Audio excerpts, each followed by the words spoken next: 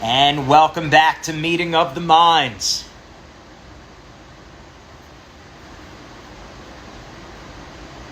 We're excited to be back with you. Good to see you. All right. There he is. There's our man, Nick. Let's bring him on in.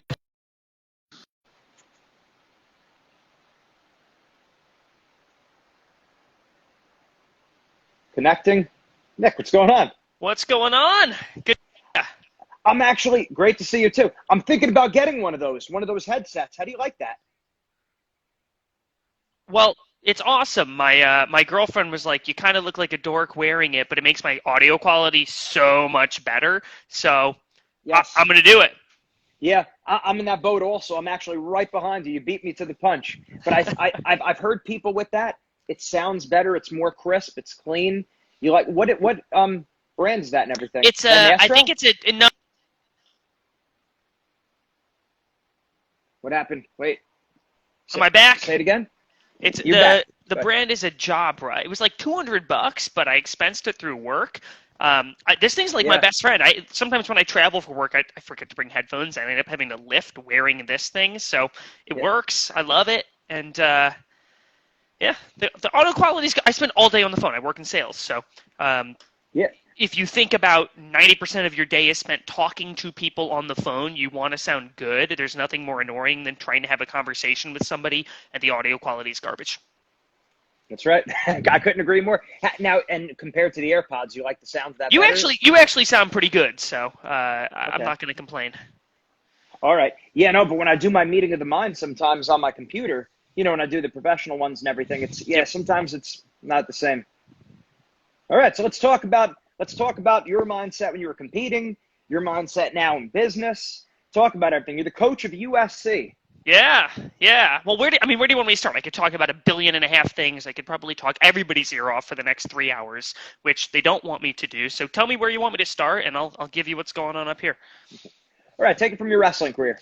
All right, let's talk about mindset in the context of my wrestling career, because that will give people a sense of like who I am and what I'm about at the same time as we talk about mindset. So I live in Southern California. I'm the head coach of USC's wrestling team, which we'll get into, I'm sure. But I actually grew up in New York State. And I tell people I'm from New York, and they instantly start talking about New York City, and, I love Manhattan.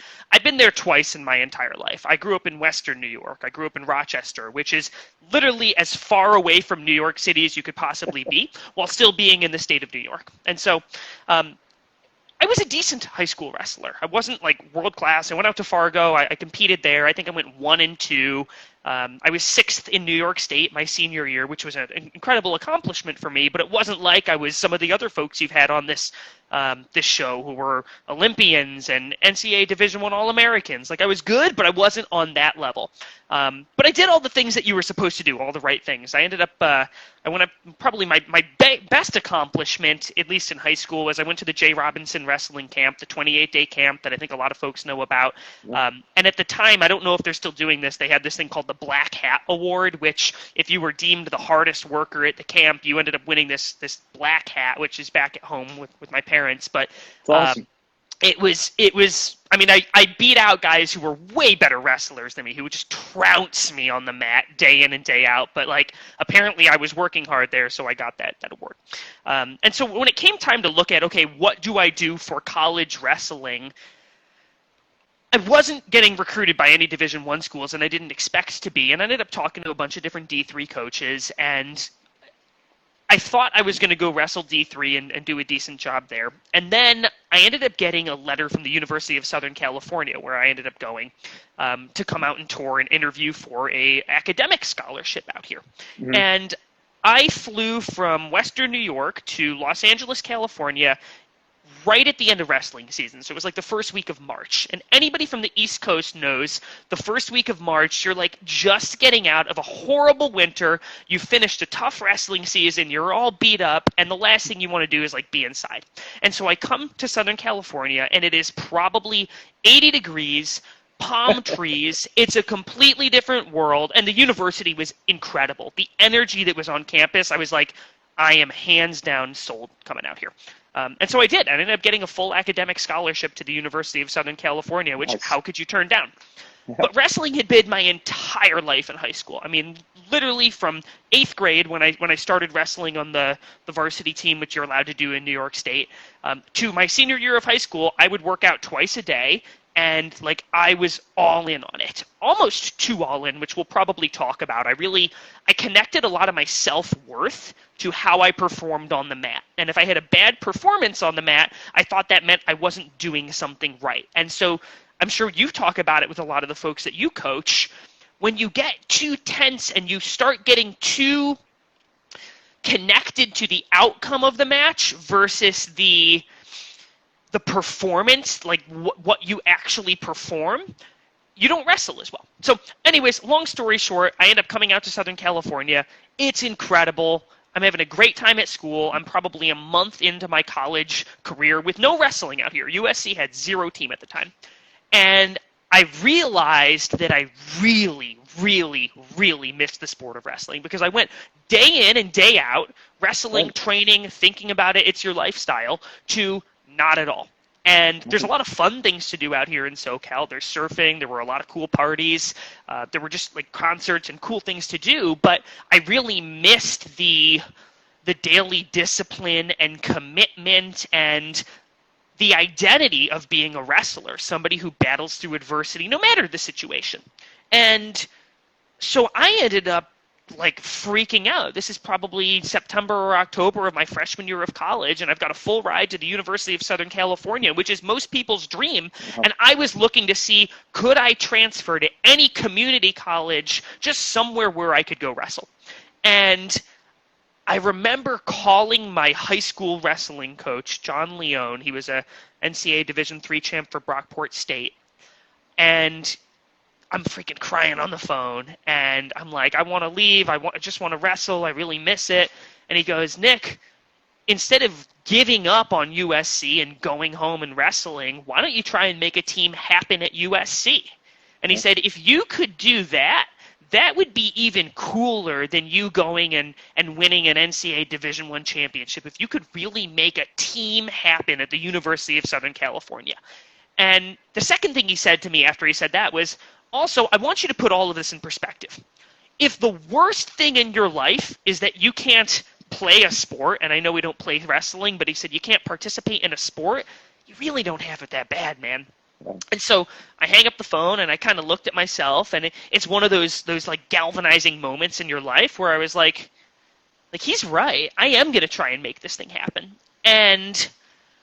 And so from there on, I did. Like, I literally went all in. I started rallying resources on campus. I found different people who had wrestling experience through, like, stalking my classmates on Facebook. And we pulled together a really small group of guys who had wrestled in high school. And we fundraised enough money to get a mat and some equipment. And we started working out twice a week because that's all the school would give us. And I'll give you a little bit of context here. So USC competes in something called the National Collegiate Wrestling Association, also known as the NCWA. And the NCWA is the organization that oversees all of the club wrestling teams in the U.S. And normally when I talk to especially wrestlers about what club is, they're kind of like, that's lame. It's just a bunch of dudes who are rolling around once a week and not really training.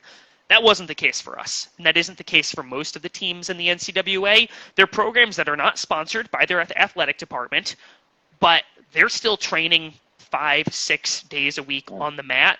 And at the really high level, they're working out and lifting in the morning. They operate like varsity teams, except there's no scholarships, and the coaches are all volunteers. And so we competed against Division I programs when I was at USC. We went to some of the opens. I wrestled guys from Cal Poly. I wrestled guys from Bakersfield. I wrestled guys from Cal Baptist. I only ever beat one, but we were out there competing with them. So, and from where I was in high school to getting to actually compete and not get pinned in the first 30 seconds was a huge deal. And so let's go to the mindset piece. The second that I let go of this is my life and I have to win and started thinking about, okay, I am doing this because I just love the sport of wrestling, my performance skyrocketed. It was amazing. I I realized how tense I was wrestling on the mat because I almost cared too much. I was training so hard. I was living the right lifestyle. I was all in on the sport. And that's important. If you want to compete at a really high level, you have to do those things. But it's kind of this paradox. You at the same time have to not identify. It can't be your self-worth. So while you do have to make it your life, it can't be who you are. And so the second that split, I started competing at a way higher level. And I remember my sophomore year of college. Now we kind of have a contingent of wrestlers at USC. We had a coach. We were now training 4 days a week on the mat, and so I was actually able to get a little bit more mat time.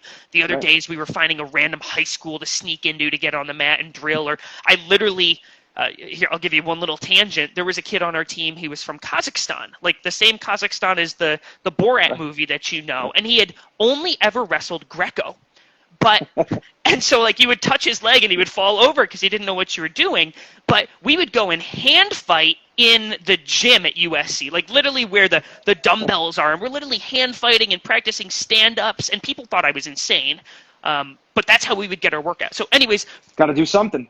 We're at my sophomore year, and I remember going to the NCAA Nationals. And I made it to the All-American round, and I made it through that, and I'm going for third, fourth. And I ended up wrestling a kid, and he wrestled for the Air Force Prep Academy. So he was the way that the Air Force, and I don't know if they still do it with the Naval Academy and the Air Force, but I think it's if you don't have the right grades to get in, you go to these prep schools, and the prep schools for Air Force actually wrestle in the NCAA. So this guy was going to be a D1 wrestler the next year. I ended up losing a 5-4 match. I was winning until the end, and then I took a shot because I wanted to seal the deal, and he ends up like scrambling out, and I get taken down. But I walk off the mat, and my coach goes, "Nick, I don't know if you know, that kid was a 2-time Iowa State champ." And here I was 6th in New York my senior year, and I kind of sneaked some matches by some guys. And so I was like, oh my gosh, it's real. It's real. When you start living the right lifestyle but not making it your life, whew, man, it was really good. So I just brain dumped on you for 15 minutes straight, which is like the cardinal sin of an interview. So no, that's phenomenal. That's no, I want you to do that. That's my. Oh, I got more than that's you know. I got more. Talking. That's not hard. Don't worry. So yeah, I mean, so the rest of my USC wrestling career was really, really good. I ended up making to the NCAA National Finals my senior year, and you and I were talking about this a little bit when we were doing our prep call for this. My dream as a college wrestler was to compete as high as you possibly could at the NCAA level. Like the biggest accomplishment I could have in college would be winning the NCAA national championships. And I saw it as a thing because like there is a little bit of pride associated with the sport. Like I wanted to tell people I was an NCAA national champion, like take this thing seriously. Because that's one of the things, like it always irks me because in college, like I also was all in. We were training every single day. We were training just like they do at a lot of other colleges. But when you tell people it's club, they say, oh, no, that's not real. Well, it was. But so anyways, my senior year, I get to the NCAA finals, and I'm wrestling a guy from – it was one of the Penn State satellite campuses, and I was the number 1 seed, and I'd majored everyone to get to the finals. And my whole thing that year, and this is something that I learned from Wrestling Mindset, was – if I'm going to wrestle a match, win or lose, I want to go out guns blazing. And if I'm going to lose, I'm going down swinging. I never want to lose a match where I just stood there for 7 minutes and I walk off the mat saying, oh my gosh, I wish I had gone for it. And so my entire season, literally the first thing I would do immediately, I'd club the guy in the head here, I'd club him here, and then I'd do this overtie thing where I shot right to his left leg. And I literally got in on the single leg 9 times out of 10 on every single person that I wrestled. And so it's the national finals. I'm doing the same thing. And I got in right away. I get his leg. I get it up. And I'm like, oh, this is great. And then he starts scrambling. And he ends up getting the first takedown and rode me to death. I ended up getting ridden for like 5 minutes the whole match. I wrestled really, really hard. But I came out of that match. One thing I was really known for was I had great lungs, really, really good conditioning, which is kind of a disadvantage when you get ridden for 5 minutes. So in retrospect, had I gamed the match, I probably end up having a much better match if I play it safe in the beginning and tire him out a little bit and try and keep it close till he gets tired to win. But I almost would rather have lost that match going out and wrestling and like just going for it than trying to keep it close, because you never know. Maybe that doesn't end up, that he is so entertaining to listen to. Ha ha, that is the best comment to get. So I almost would rather have lost. Like I like how it turned out. I'm glad that I lost, not because I didn't want to win, but because I ended up learning this lesson that I still I tell my wrestlers today. I say wrestling doesn't always give you what you want. You can do everything right, and you still might not get it. And it's really more about the discipline and the learning, and like the fact that I know now I can still go out there guns blazing and shoot, and sometimes it works and sometimes it doesn't. I just freaking love wrestling, man. I still do it to this day. I've been out of college for like 6 or 7 years now, I think. I can't do math, but I still wrestle with the kids that I coach every single day, and they're the good kids on my team. Usually the 97-pounder, he kicks my butt now because he's too big, but it keeps me sharp. I work in enterprise software sales. I sell really, really big software packages to very big companies, and it's a stressful, really challenging sale. And the wrestling reminds me you're going to get punched in the face, punched in the face, punched in the face, and it's okay for that to happen, because when you work in sales, you get punched in the face every single day, and you get rejected, and things don't go your way. And most humans struggle with that. Most people don't have the resilience to get rejected 9 times out of 10, but just focus on the one that they got, except for wrestlers. And so it's why I keep myself on the mat. One, it forces me to stay in shape. Like even through this whole quarantine thing, before we got on here, I was banging out I have a dip bar. I was doing a bunch of dips and pull-ups, and I was like, I had to get myself in the right mind space, but I don't want to lose to the kids that I coach, so I got to keep training. But it helps me with my job, and it really does. The sport has had a direct transition to my career. Absolutely. That's phenomenal. Now talk about that transition to your career. Mm-hmm.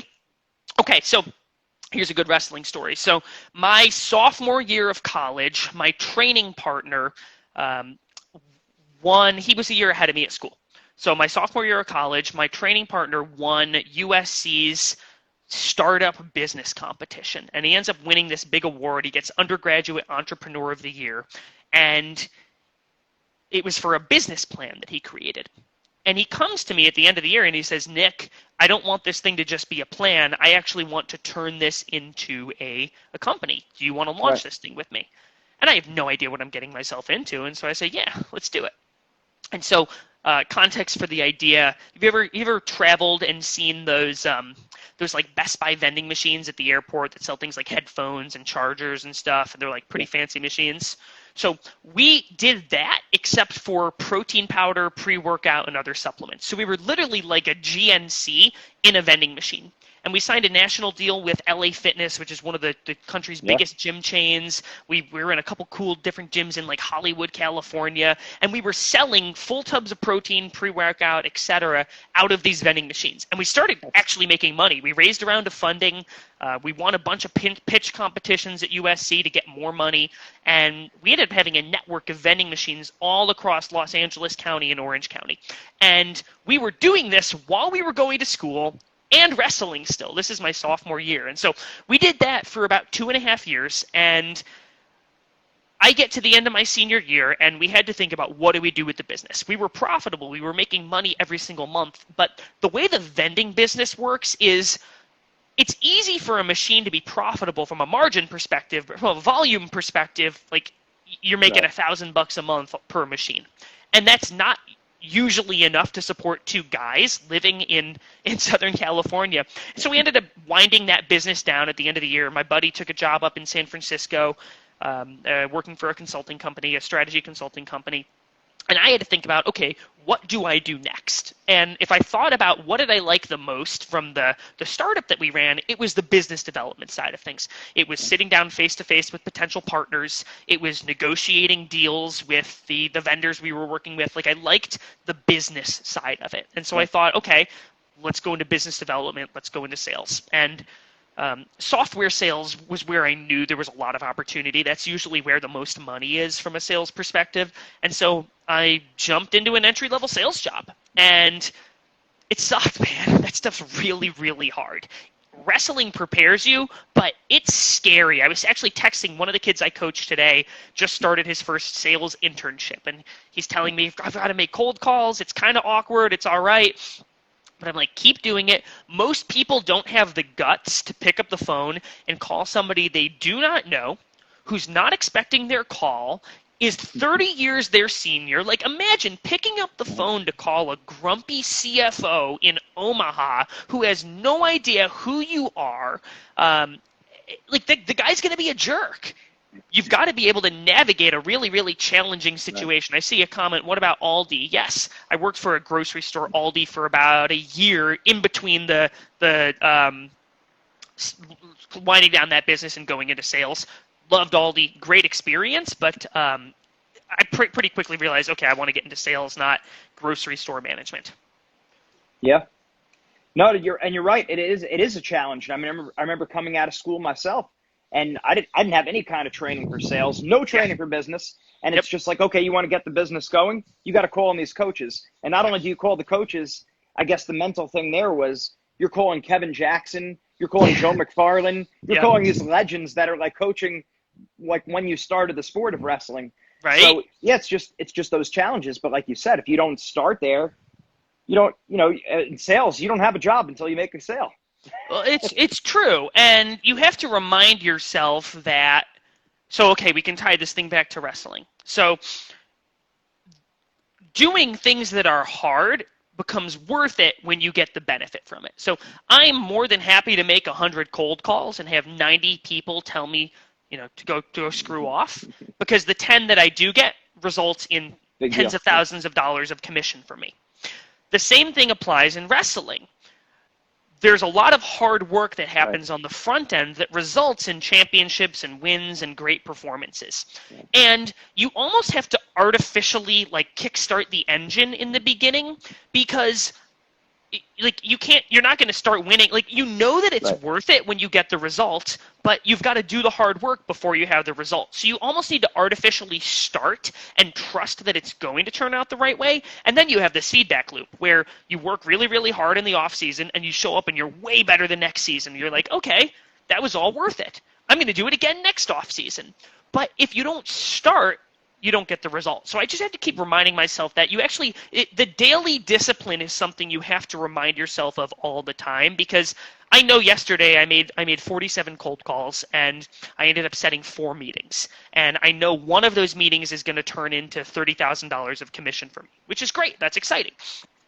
Today I looked at my phone and I was like, oh man, I don't want to make any cold calls. But I had to think back to, wait a minute, I know what the result of this is going to be.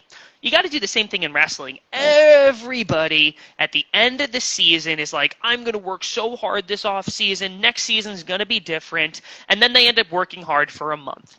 And then you get yourself into July and August, and you haven't thought about wrestling for a bit, or maybe you have, but you're removed from either the pain or the success or the experience that you had during the season. And it's so easy just to bum around with your friends all summer instead of reminding yourself daily about what you're trying to do, where you're trying to go, and the work that needs to go into it. And so what I do is I break down the goal in reverse. And so for me, I've got a quota to hit. I have a certain amount of sales that I have to get for my job. And so I look at it and I do the math and I say, okay, if I need to make 100 sales this year and it takes me 150 calls to make a sale,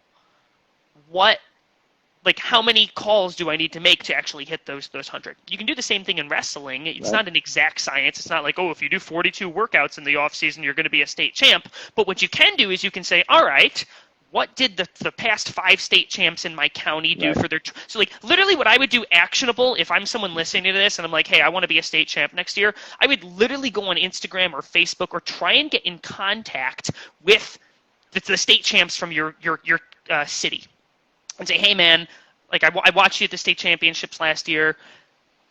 Incredible performance. I was really, really inspired by you. I'm trying to figure out what it takes to get where you are. What does your off-season training look like? And then literally copy that person's off-season training. And then remind yourself every single day. I keep a journal. I write in a notebook every single night before I go to bed, and I write out, here's what I did today. Here's what worked. Here's what didn't.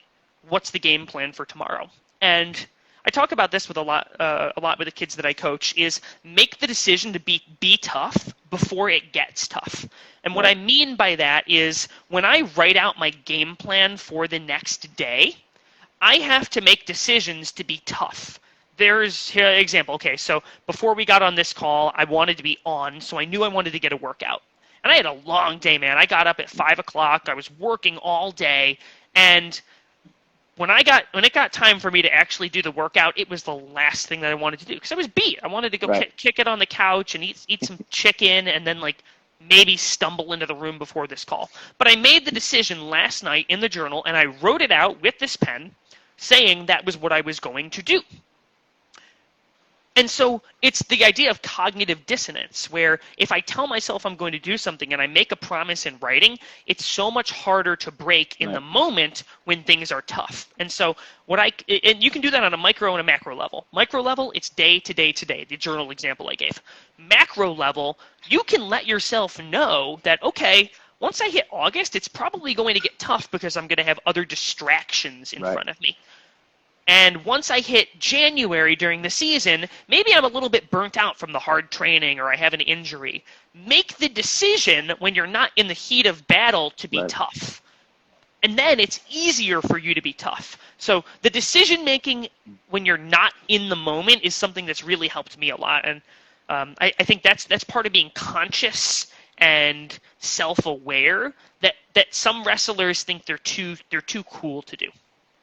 Makes a lot of sense. And you're right. The decision has to be made before you step out there, before you're in the moment of temptation, before the times you're feeling tired, bored, lazy, peer pressured, or tempted to veer off the beaten path. That decision's already made. A lot like we tell the athletes, think about your best turn on top, right? You need to know what it is. And then you have to have it in your head that no matter what competition you're in, state finals, national finals, quarterfinals, first round, when you lock that tilt or when you get that cross wrist, you already know you're going. You're not waiting in the match and saying, well, you locked up the cradle. Am I going to roll through? You've already made the decision. I locked the cradle. I'll roll through. I'll jump that way. I'll jump this way, but I'm getting this cradle.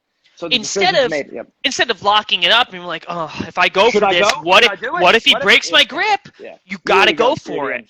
Well, the same thing happens. Okay, you think about it. You know, probably you get into the 6th minute of your match in college or your 5th in high school, the last minute of that match. You probably know in a tight match there's going to be a scramble. You go out of bounds, and you're both going to be walking back to the center or jogging back to the center. 45 seconds left in the match. You know you're going to be tired.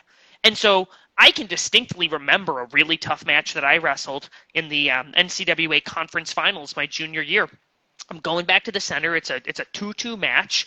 And I'm like, oh, okay, this is where I've got to be tough. This is where I've got to – I'm freaking – my heart's beating like that. I'm completely out of breath. But in my head, somewhere deep in my mind, I ingrained myself, oh, this is the moment where I've got to be tough. And the way you get that happens when you're conditioning. That happens in practice when you're doing the sprints at the end of practice. And you make a decision every single workout you have. You make the decision to not cheat yourself, or you make the decision to cheat yourself. The best poem I ever heard was at the J-Rob camp I went to. It's called Man in the Glass. And the last line of it basically said, or last stanza said, you can fool the whole world through a pathway of years and get pats on the back as you pass, but your final reward will be heartbreak and tears if you've cheated the man in the glass. And oh man, sometimes I hate that poem because I'm doing sprints and I'm like, I can't cheat myself anymore. I can't. But that's the thing, like, you're going to get exposed at some point. It's going to be exposed at some point. And have you heard the get in the wheelbarrow story before? Do you believe in yourself? unless you've gotten you have to actually get into the wheelbarrow. So the idea is awesome. For those who don't know, it's this story about this tightrope walker across Niagara Falls, and he would do all sorts of stunts going back and forth across this tightrope, and big crowds would come to watch him. He'd walk on his hands, he'd do cartwheels, he'd skip, and one day he goes across pushing a wheelbarrow. And the crowd knows he can cross it doing anything. And he goes, who thinks that I can cross this tightrope pushing somebody in the wheelbarrow? And everyone says, yes, of course, you can do anything. We believe, we believe. And then, you know what he says? He says, all right, who wants to get in?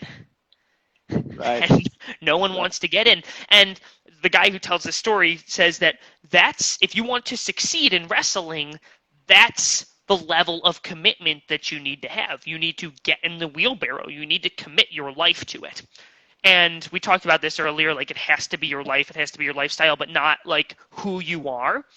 But what that story has taught me, there's two outcomes there, right? If you truly and utterly commit and you never cheat yourself, like you're always on your diet, doing it right, you're training the right way, you're recovering the right way, like you're 100% exhibiting the right behaviors, one of two things happen. Either you reach all your goals, you become an Olympic gold medalist and you're undefeated because you did everything right, or things don't go your way and you don't win the match you want or you don't get the state title that you were hoping to get.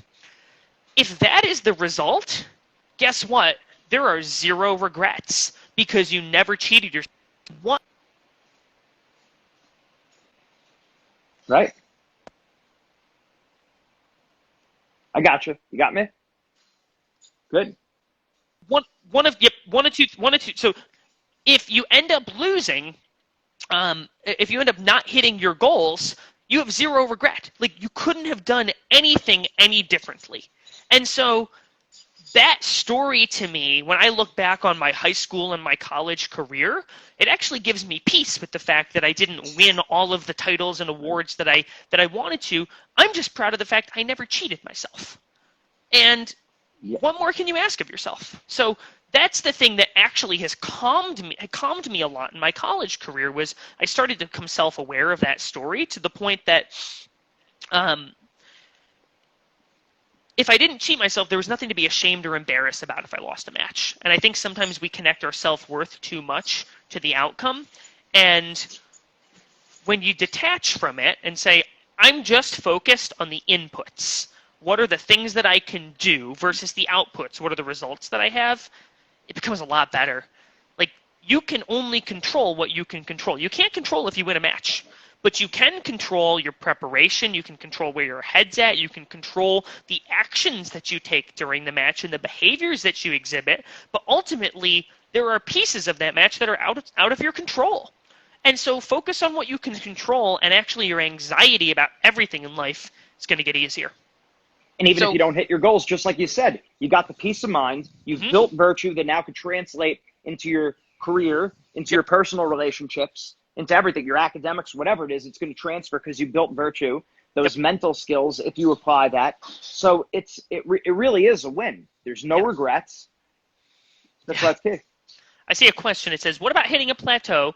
You know you're working hard, but you can't get past one roadblock. That's actually a good question. So this is another one of those pillars of wrestling success. And this is something I probably didn't do a great job of until I got to college, which was there are a lot of different ways to get better at wrestling. And I think this is really applicable right now. And you've posted about this before, where most of us think that in order to get better at wrestling, the only thing that we can do is show up on the mat and drill and wrestle live. And if you think those are the only ways you can get better, you're actually limiting yourself. There's a lot of ways to get better at wrestling. You've got strength training, you've got cross training, you've got working on your mindset. That's a huge difference maker, right? Whatever percentage you think wrestling is physical versus mental, you're probably not training in the appropriate ratio. So you've got to train every piece of it. You can work on your flexibility. Something that helped me a ton at the college level was I started getting into yoga. I took a yoga class my senior year. I got college credit for this at USC, which was a lot of fun. It was my senior year. I was pretty much done. But I took a yoga class, and it helped with my flexibility, it helped with my strength, it helped with my recovery a lot, and it also helped my mind become a lot more clear. And so you've got that.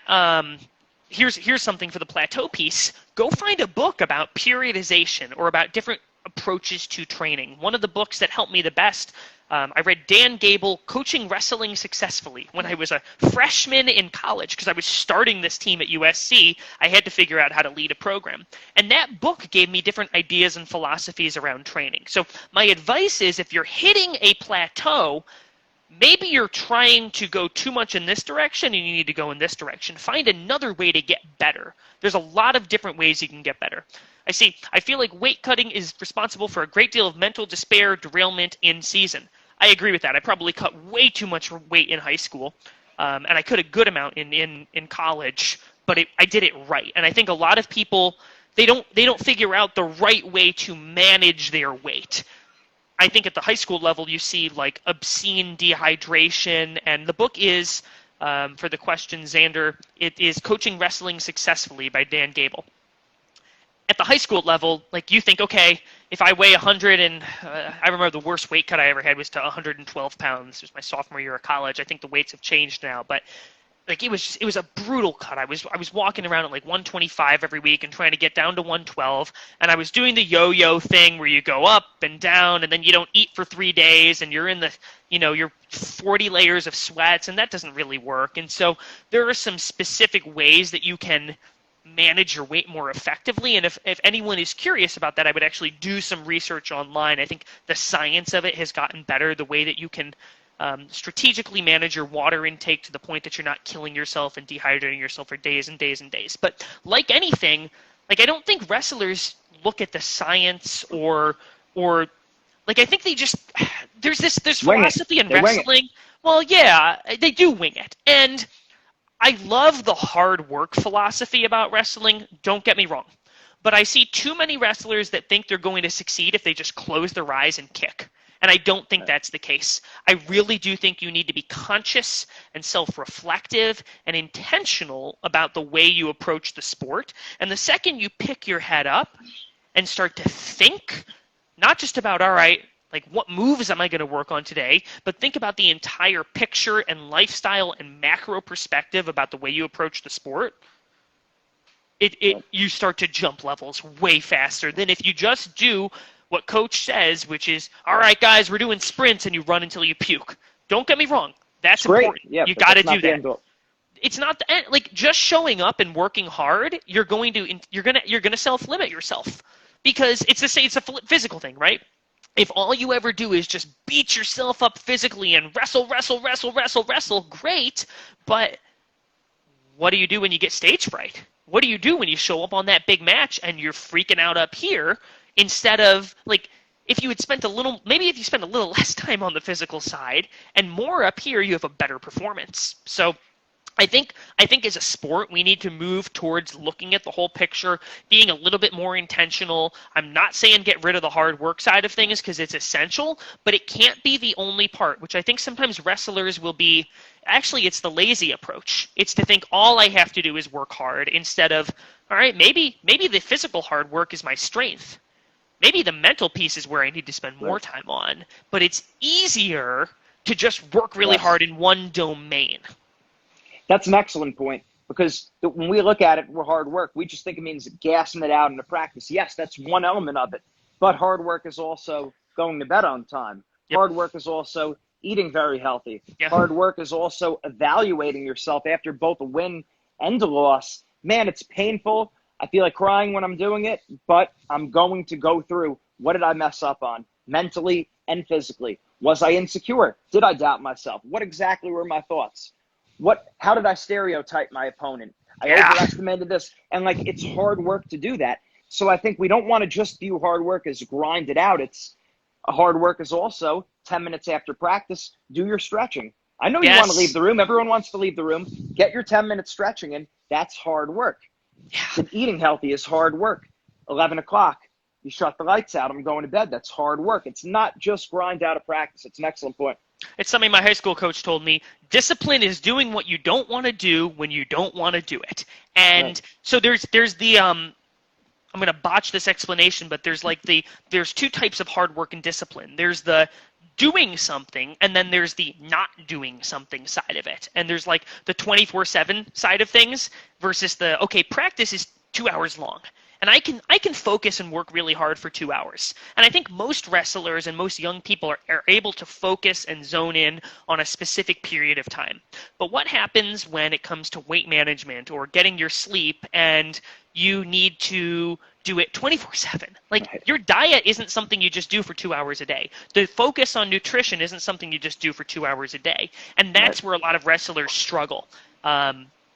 I'm seeing grappling science as a classic Leonism. That's my high school coach, John Leone. Another one he said was there's working hard, and then there's working hard at getting ready to work hard. And what that means is you and I can show up at the same practice and put in the same amount of hard work. But if I had the discipline to get a good night of sleep last night, eat a healthy breakfast, and I've taken care of all of my school work, so I'm not stressed about the stuff I need to do, and you stayed up till 2 a.m., you had a bag of Cheetos for breakfast, and you skipped class because you wanted to catch up on your sleep, and you're stressed about you're going to get a C in the class, who's going to have a better practice? You and I both expend the same amount of energy and work just as hard, but because I did all of the things that required discipline on the front end, and you were lazy in the other 22 hours of your day, I'm going to have a better 2 hour practice than you. And even if it's only 1% better for practice, not to cut you off there, but even if it's only 1% better, and maybe over the course of a week, there's still no difference between you and I. Over the course of a month, still no difference between you and I. 3 months, 6 months, a year, 3 years. Now all of a sudden you have people that have gone in two totally different directions because of that little 1%. It's the compounding interest of the work that you put in. And most of us, we disregard it. So you talked about staying after practice for 10 minutes and stretching. And most people are, the wrestlers who are too cool for this are going to say, it's only 10 minutes, like it doesn't make a difference. Well, the 10 minutes I put in today adds up to the 10 minutes I put in tomorrow, adds up into the 10 minutes that I put in on Sunday. And all of a sudden, in a week, I'm getting an extra hour of working. More flexible, less likely to be injured, all across the board. It's helping you right across the board. That's why I don't even like to call it stretching, because then guys are like, I don't need to stretch. It's flexibility training. Do your flexibility training. It's mobility work. You're right. The nomenclature matters. The way that we call things matters. And so, you could call it sports psychology. You could call it mindset training. Call it something that's going to make you do it. And I mean, that's the thing. It's the daily discipline, man. It's the work that you do today will add up, and you have to trust yourself and believe in it. And I think I think every wrestler knows that hard work and exhibiting the right behaviors over a period of time lead to success. I think almost everybody believes that. The problem is when we're in the heat of battle and it's actually hard, our brain starts to play tricks on us. So you've just finished a brutal 2.5 hour practice. You've got to get up early to go to the dual meet. You probably need to spend 30 minutes on the elliptical to maybe take off the last couple pounds. You don't want to sit after practice and go stretch. And so in that moment, your brain's going to play this trick on you, and it's going to tell you it's not something that you need to do. Right. Or you're lifting weights and you're supposed to do 4 sets. Well, you've done the first 3. Now it's time for the 4. Your brain is going to tell you, this one doesn't matter. Skip this one. Which is why we go back to the piece we talked about, making the decision before you're in the heat of battle. Right. That's the difference maker right there. Make the decision before you're in the heat of battle, because otherwise your brain will try to trick you. Right. And because it happens so frequently, it should be predictable. You know when you're going to be tired. You know when you're going to feel bored. You know when you're going to feel lazy, when you're going to be peer pressured. So plan for it. Yes. It's being cerebral about it a little bit, and a little bit of planning goes a long, long way. Yeah, I mean, the journaling thing for me made a huge difference in my athletic career and in my professional career. Just sitting down and reflecting on, what did I do today? What went my way? What didn't go my way? And maybe acknowledging the areas that didn't go your way, because I think all of us can admit, like, we're not perfect. You can't expect 100% compliance 100% of the time. But what you can expect from yourself is recognizing where you made a mistake, or maybe you weren't as disciplined as you were supposed to be, and then taking corrective action. Right. So you're always trending up. Exactly. So talk about, what are some of the big mental mistakes you see with your wrestlers? That's a good one. I think there is a fear that most of my wrestlers have of if they go out and like they're afraid to go out and try to win the match. And what I mean by that is they will often go out onto the wrestling mat, shake hands with their opponent, and their goal is to not lose the match versus their goal is to try to win the match. And the way that I see that exhibited is you've got fear of taking attacks, fear of pulling the trigger, you're holding onto the wrist, backing up. And we talked about this in the beginning. I tell the kids, guys, just go out guns blazing. Go out and take a shot in the first 10 seconds of the match. Club them on the head and get it on the leg. And your training has to match this. But if you've trained yourself in the right way, you know that if you go out, like my thing was, there's that kind of anxiety in the beginning of the match, right? You're kind of feeling your opponent out.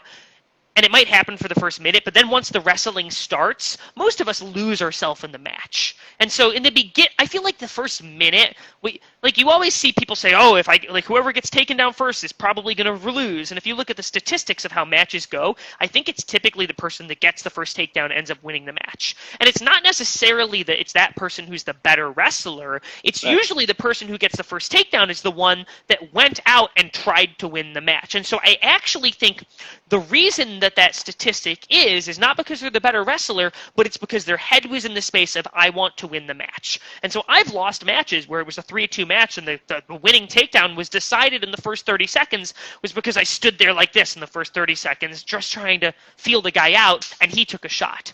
So that's why I don't like not to cut you off and then we'll get back to it. That's why I kind of don't like in freestyle the last point wins, because they have a full incentive to just charge you. And you have to basically just hold your ground. You know you're going to be fielding shots for about a minute. And then the last point wins, you tie it up and it wins. I almost feel like it should be whoever scored the first points should win because they were the one who came out to wrestle. Go ahead. Yeah, no, I mean, I think it's true. Like, I just want to wrestle. You want to go out there and wrestle the whole 7 minutes, and you want to wrestle the 7 minutes hard, because if you do that, like, stop worrying. Like, we worry too much about match strategy and, oh, this guy's got a really high C. You want to look out for that. Just go out and try and you need to think about those things. Don't get me wrong. At a very high level, you probably want to have a sense of what's going to come, and maybe you do some training the week before to prepare for that. But we spend too much on match strategy and not enough on like what's going on up here.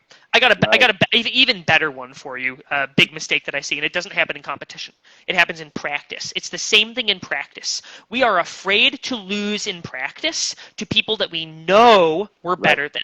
And so I see it all the time when we're wrestling live, and we've actually made a major shift at USC where the amount of live wrestling that we do that's at 100% intensity has dropped dramatically. What we've started doing now is we've started wrestling a ton of spar matches and play matches where both wrestlers are wrestling between 70 and 80%, where what they are trying to do is put themselves in as many wrestling positions as possible.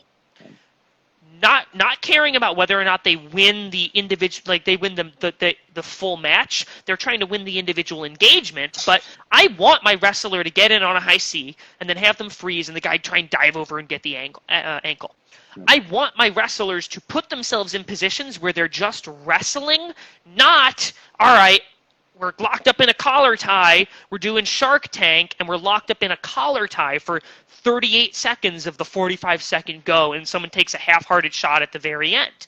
That's what I see in a lot of wrestling rooms because our ego gets involved in, well, I know I'm better than Mike over here. I'm just going to cling on to my collar tie, or I'm just going to do my favorite shot, take him down, and put his arm on his back. I don't really get better beating up on the JV kid doing my best takedown. What you should do, actually, this helped me a lot at USC because I was probably the best wrestler on the team by a pretty large margin, other than my training partner who I started the company with. But everyone else, if I just did my best stuff, they didn't get better because it would just be me beating on them, and I didn't get better. I didn't need to do my single leg or my slide by on him again and again and again. So what you've got to start doing in practice is if you're wrestling somebody who's not at the same level as you, start working your other stuff. Right. I had this realization my at the end of my sophomore year of college, and I had way too many matches that year that were 3-1 or 3-2 matches where I got a takedown and just clung on, and I wasn't shooting as much as I knew I could. And it was because in practice, that's how I was wrestling. Like I knew that I was the best wrestler in the room and I didn't want to lose in practice. And so I remember going back to New York that summer and training at, the regional training, whatever the local club was. And I'm wrestling, I think, a high school sophomore. And I made the decision in that practice that summer I was going to get better at my leg attacks. And I was just going to start shooting like a madman in every practice. And so I end up taking like 8 shots on this kid who's, 15, and he just spins behind me every time. Like, I'm getting my butt kicked. And here I was literally an NCAA All-American, 6th in New York State my senior year. Like, I was a pretty good wrestler.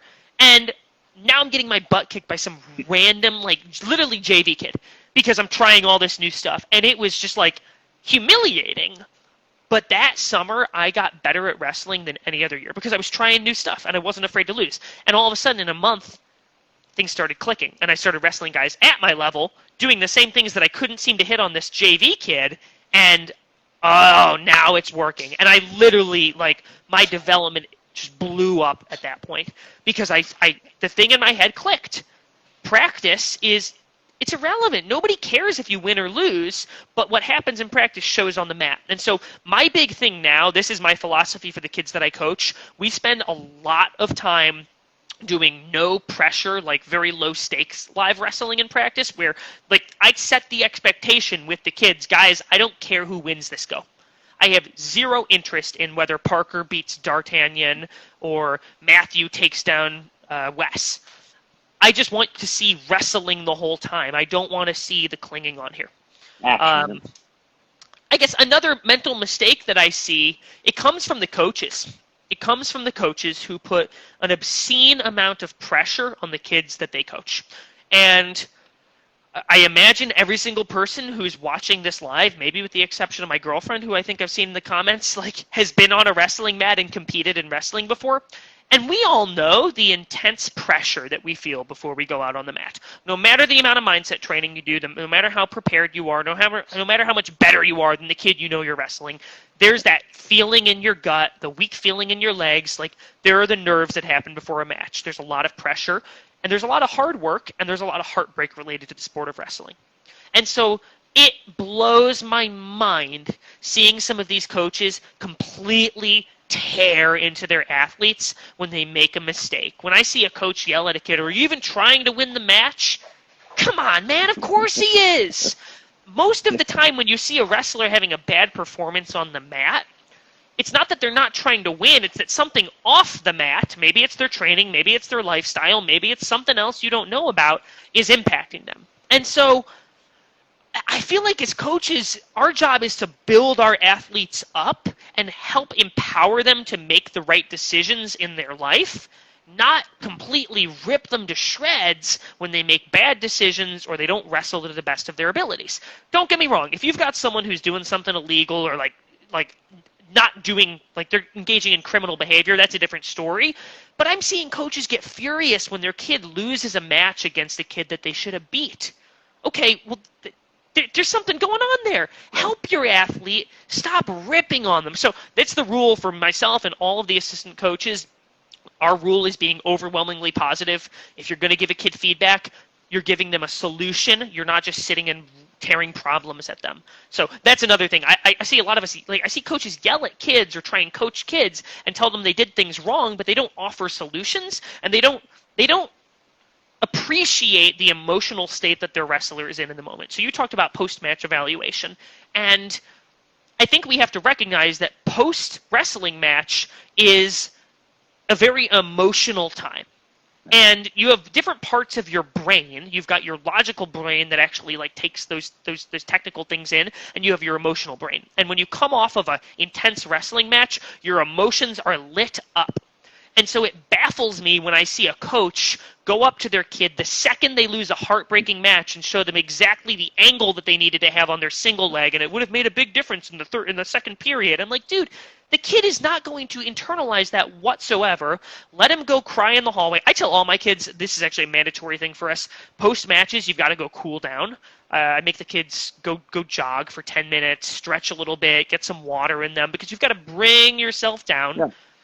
Actually, at the end of the tournament or after a dual meet, that's the best time to do conditioning. This is a great way. Yeah. Like post-match, I would do 4 sprints, hard sprints, for a first period, Empty a second tank, period, yeah. a third period, and an overtime in my mind, and then I'd bang out 50 push-ups right after the match. And it was to train my brain that I could keep going even right after a match. And right. it paid me dividends in every overtime I ever wrestled. But do those things post-match, just chill in the hallway for 5 minutes, and then assistant coaches, head coach Nick, then we can go talk to the athlete once they've done those things. But I also see athletes sometimes trying to solicit feedback immediately after the match, and I don't want to give it to you right after the match. I want you to go do the cool down. I want you to, because it takes care of your body. The cool down helps with the recovery side of things in a tournament. If you finish a hard match and then just go like plop in the bleachers and eat your Nature Valley bar, you're not going to feel good by the time the semifinals and the finals come. So you've got to take care of your body throughout that. I got one more for you. And it's managing your emotional state. And this is something that I tell my athletes. You can't be up, you can't be on at a tournament unless you spend some time off or down. And what I mean by that is we were at our conference tournament this year, and weigh-ins were, 6:30 in the morning, and so it's 5:30, and we're in the van, and we're driving over, and one of my athletes comes on the bus. He goes, "Coach, you ready to rock?" And I'm like, "Not really. No one's wrestling for 5 hours. Right now, like, you guys should be chill, relax, listen to some music that relaxes you. There's a time to blast your rap music and listen to your metal and get ready to go out and pound on someone's head and wrestle hard. But it sure is not 5:30 in the morning when you haven't even weighed in yet. So right now, just chill." What happens then is if you start to turn yourself on way before you wrestle, start warming up an hour and a half before your match and like getting ready, and you're bouncing in the corner and you're listening to your music, like by the time you actually go out there, you've depleted your emotional resources. Right. Versus if you have a well-timed warm-up or you get yourself in the right headspace, like you almost want this slow build where what I would do is I could pretty much time it about 30 minutes before I wrestled, and the 30 minutes before, I'd listen to like some music that made me feel good, started getting me in the right headspace, and I literally had a playlist. And I created this playlist my junior year of high school. And I listened to the same, 6 songs on this playlist for the next 6 years of my wrestling career.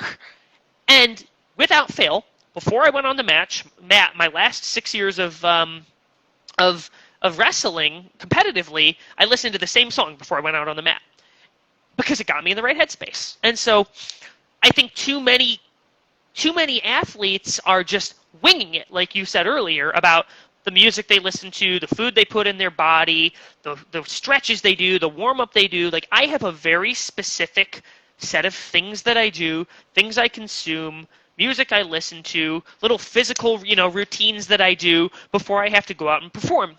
And guess what? I do those same things before I go into a huge sales meeting. Okay, I'm not walking in like slapping myself. All right, let's go. Because people are going to think, all right, this guy's insane. Mentally, emotionally, and physically ready. But I've changed it to something a little more discreet. I rub my hands like this, and I'm ready to go. That's all it is. And so you're leaving money on the table if you're not doing these things in your wrestling career, because they're I'm a huge believer in something called the Law of Diminishing Returns. And the idea is just doing a tiny bit of something that you haven't tapped into before yields a massive return. It's the idea of if you don't lift weights at all and you start lifting weights just twice a week, you're going to see a pretty good return on your strength. So what you're doing is you're adding 2 extra days of lifting a week, and you're seeing a good return on your strength. If you lift weights 5 days a week already, and then you start lifting weights another 2 days, so you're adding the same amount of days, you're the same. probably not going to see the same return. Actually, you might even see a decline because you're not having any time to recover. And so it's the idea of just doing a tiny bit of something, you'll see a massive return just in the beginning. And so you need to apply this to all of your wrestling. If you're not stretching at all, it's not like you need to become this master yogi who stretches for an hour every day after practice. Stretch for your mobility or your flexibility training for 5 minutes after practice, once a week. Literally do it once a week. You'll see a massive return versus not doing it at all. If you're not doing any mindset training, do 2 minutes of mindset training a week. Go follow the Wrestling Mindset Instagram page, and maybe once a week you go browse through the page for 10 minutes. You will see a return on those things for a tiny amount of effort. The ROI of your time by looking at the complete picture of yourself as a wrestler and an athlete is tremendous. But most of us get in this tunnel vision of all we can do is train physically. There's a lot more on the table. Absolutely. That took us right to the limit. It says 18 seconds left, 17, 16, 15. Nick, thanks a million. Awesome stuff. Hey, this is a lot of fun. How do we get them to donate to USC Wrestling? Where do we send me a message. Send me a DM, and I'll give them a link. Got it. Thanks a lot, Nick. I really appreciate it. Right down Hey, this to was the a line. blast. 3, 2, 1. God bless you. Take care.